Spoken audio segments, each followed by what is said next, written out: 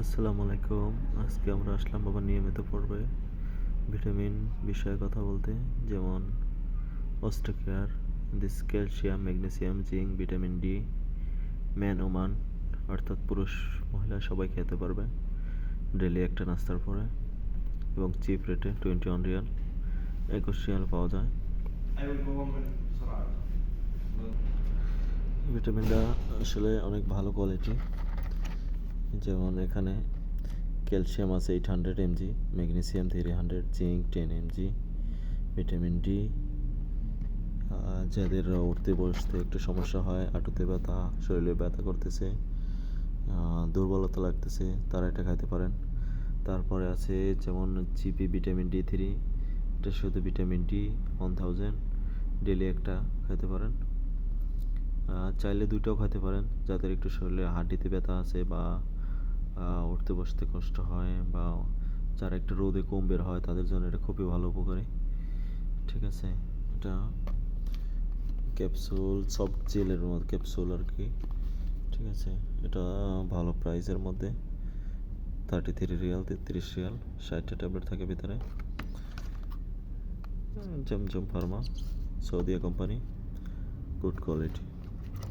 তারপরে যাদের ভিটামিন অনেক কম, যেমন 50,000 অনেক কোম্পানি পাওয়া যায়, এর মধ্যে আমাদের কাছে এখন বর্তমান আছে প্রিমাডি, বায়োডাল, এটাও ভালোই, কিন্তু যে 50,000 খাওয়ার আগে একবার ব্লাড টেস্ট করে তারপর খাওয়া উচিত, তাহলে ভালো হয়। 50,000 একটু পাওয়ার বেশি, আর এটা সর্বপ্রথম একটু ল্যাব টেস্ট করে খাওয়া ভালো। সপ্তাহে একবার খাবেন, এটা ডেলি খাওয়া যাবে না। 50,000 weekly, on time, this is also good. বা তারপরে আছে ক্যালসিয়াম, শুধু ক্যালসিয়াম 600 mg, এটা হচ্ছে ন্যাচারাল সোর্স অফ ক্যালসিয়াম।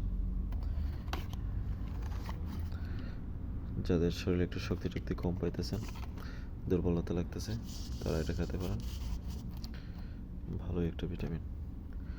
সর্বপরিশেষে আমরা যারা রোদে বের কম হয়, তাদের ভিটামিন ডিটা একটু কম পড়ে যায় অনেকদিন যাবৎ, যারা এসির ভিতরে কাজ করে, তাদের জন্য খুবই ভালো। তারা যদি ব্লাড টেস্ট করার সময় না হয়, ডক্টর কাছে যাওয়ার সময় না হয়, তারা 1000 খাইতে পারেন ডেলি এক টাইম, তাদের জন্য ভালো হবে।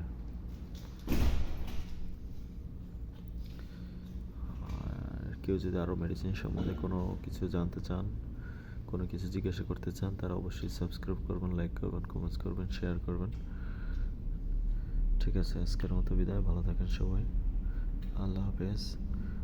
অন্য কোনো আরেকদিন কথা হবে অন্য কোনো ভিটামিন নিয়ে। বাই বাই, আল্লাহ হাফেজ, আসসালামু আলাইকুম।